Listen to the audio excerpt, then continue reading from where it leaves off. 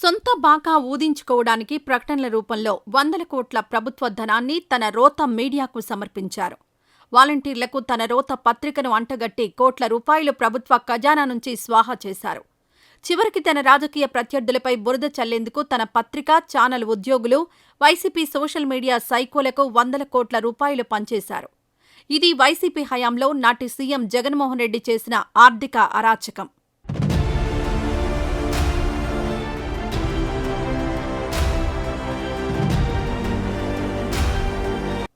అయితే ఈ చెల్లింపులకు డిజిటల్ కార్పొరేషన్ నిధులను అడ్డగోలుగా వాడుకున్నట్లు తాజాగా రాష్ట్ర ప్రభుత్వం గుర్తించింది.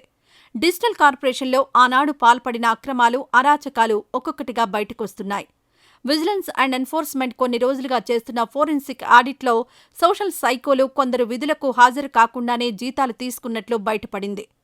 ఒక యూట్యూబ్ ఛానల్ యజమాని ఇంట్లో పనోళ్ల నుంచి నాటి విపక్ష నేతలు చంద్రబాబు, పవన్ కళ్యాణ్పై బురద చల్లిన ప్రతి యూట్యూబ్ ఛానల్కు కూడా ఇక్కడి నుంచే చెల్లింపులు జరిగాయి.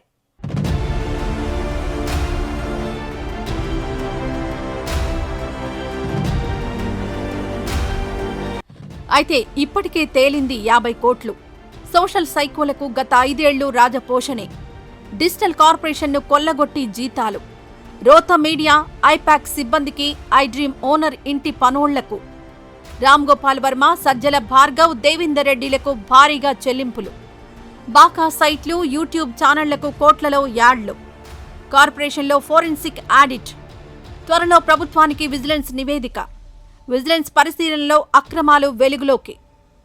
అసభ్యకరమైన భాషతో చంద్రబాబు, పవన్, లోకేష్, అనితతో పాటు వారి కుటుంబ సభ్యులపై సైకోయిజం ప్రదర్శించిన వైసీపీ సోషల్ మీడియా బాధ్యులు సజ్జల భార్గవ్ రెడ్డి, గుర్రంపాటి దేవేందర్ రెడ్డి లాంటి వారికి భారీగానే చెల్లింపులు జరిగాయి.